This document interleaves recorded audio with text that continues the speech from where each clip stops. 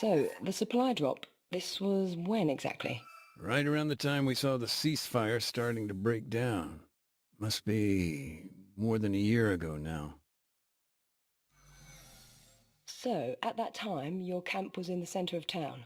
Yeah, things were getting pretty desperate, though. I remember we hadn't been resupplied in months. No food, water, medicine. We were used to issues with logistics, but I don't know, in the end it got so bad U.S. forces prepared an airdrop. Not an easy task considering, but those crates, they really were life and death.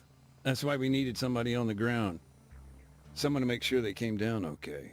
And who was that?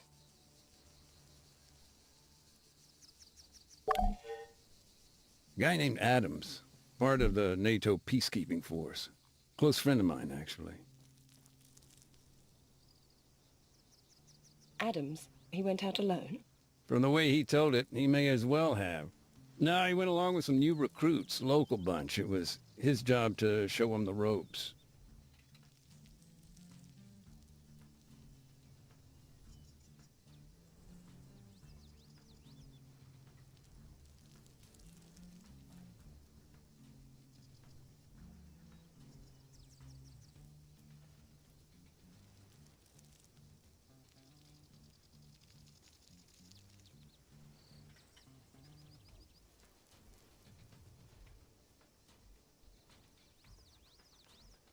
Something I'm not quite clear on.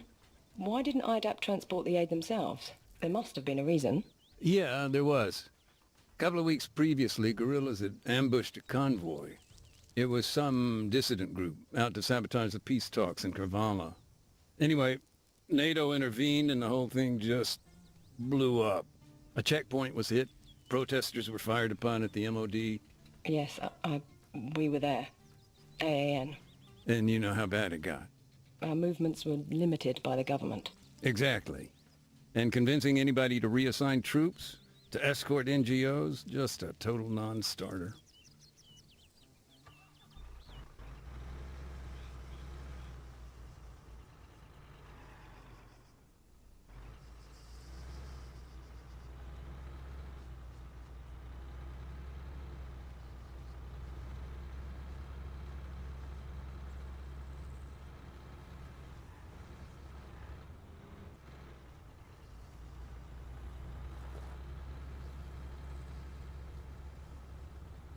Tell me more about your friend. He was your liaison, right? Right. But Adams and I had a history. We'd met on a previous deployment.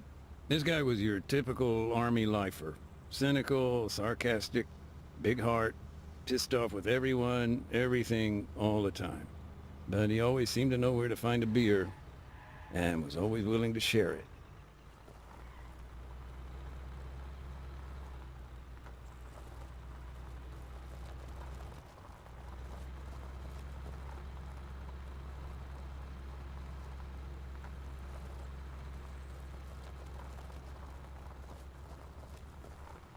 A ways up the road from our encampment, there was a small farmstead. As far as drop zones went, it was as good a spot as any.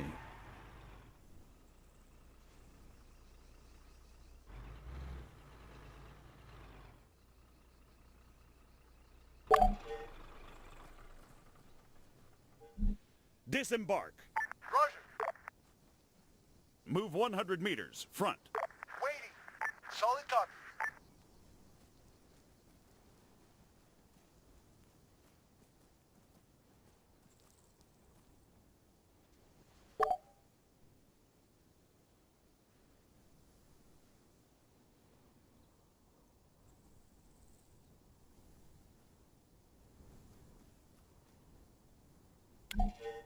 Once he'd called in the airdrop, that was it. They just had to sit tight, hope for the best. One thing I don't understand, what were they doing there, all the way up in the mountains? The town, Oreo Castro, this place has historic ties with the guerrillas. For years, people here would provide them with food, water. I see. The government responded by draining the swamp.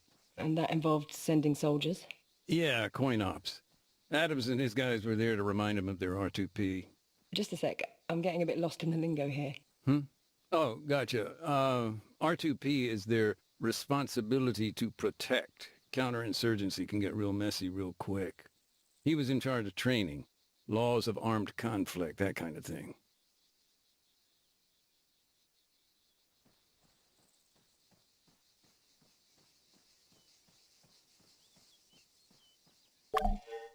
Adams normally tossed out an orange smoke grenade, which marked his position for the pilot.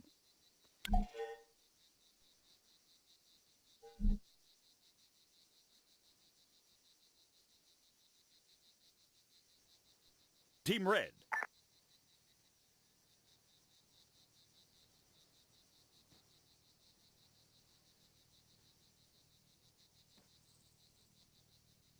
Stay low.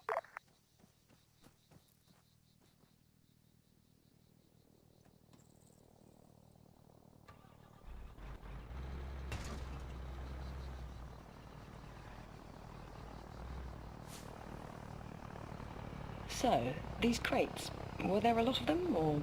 No, just 4. One contained medicine, another fresh drinking water.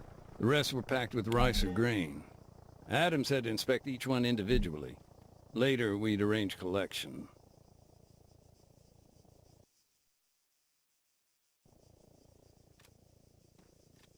Parachute. 300 meters, bearing 255.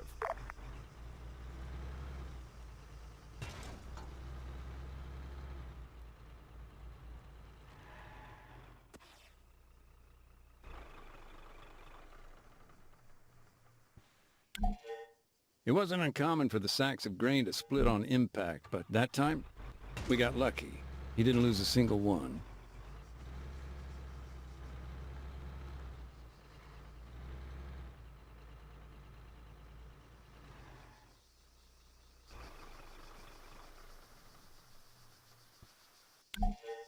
Thankfully, the rice seemed okay.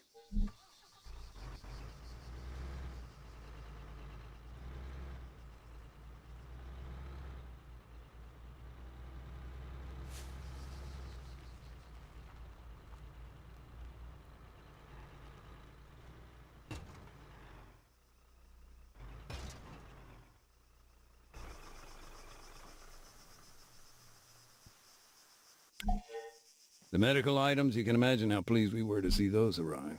So they landed safely? Yeah, they were fine.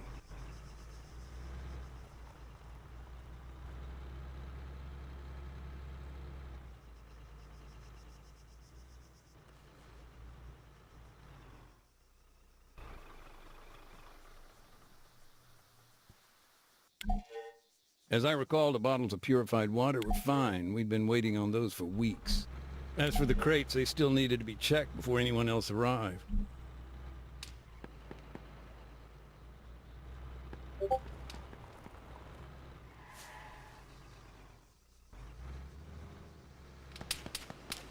Now, the thing with airdrops, they're not exactly subtle. Smoke, noise...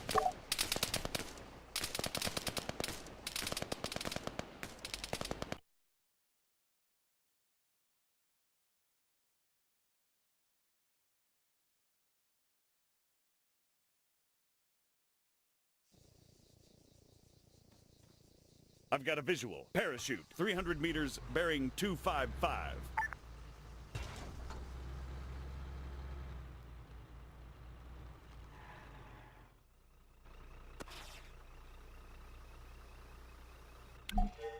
It wasn't uncommon for the sacks of grain to split on impact, but that time, we got lucky.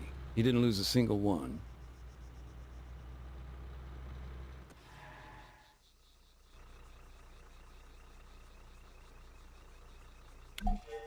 Thankfully, the rice seemed okay.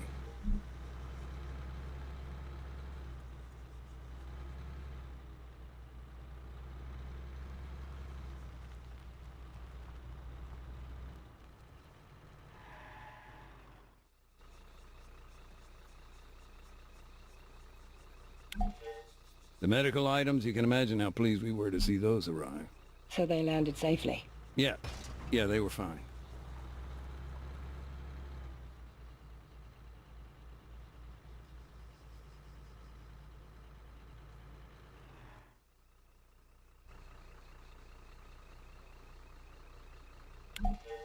As I recall, the bottles of purified water were fine. We'd been waiting on those for weeks.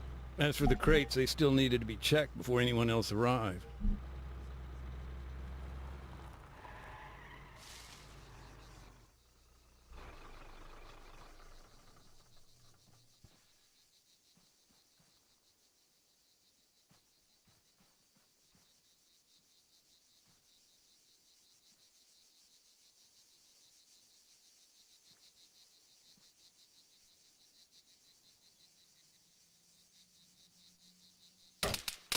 Now, the thing with airdrops, they're not exactly subtle.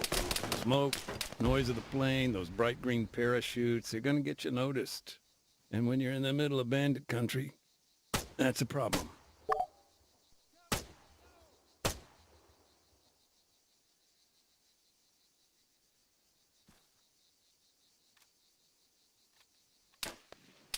Rifleman, 100 meters, front.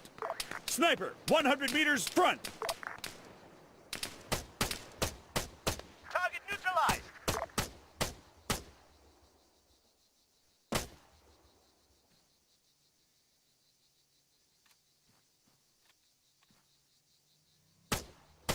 Hawk, men down. Car, 100 meters, front. Gotta reload.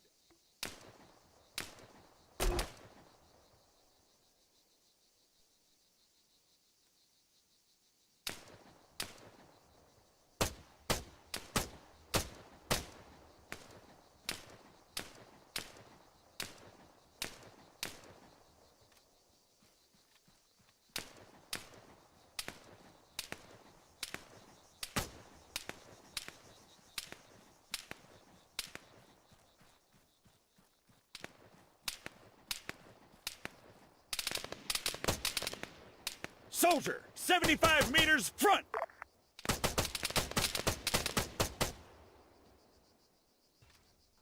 The guerrillas attacked. Yeah, from what I heard, it was pretty intense.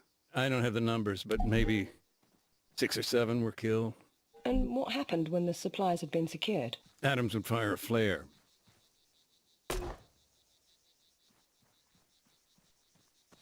Get in that vehicle. Roger that. Nelson! Clear. Back at the camp, of course, we'd heard all the gunfire, but that flare, when we spotted it, I don't know, felt like finding a moment of hope or something. Sure. I can only imagine. And thanks for sharing. It puts a human perspective on my work. Speaking of which, your friend, do you think he'd be willing to contribute further? Even, off the record. What with the topic of my article, having an expert, an instructor on the laws of war. Look, I'm sorry. I know he'd help out however he could, but listen, he died on Stratus. Year and a bit later. Landmine.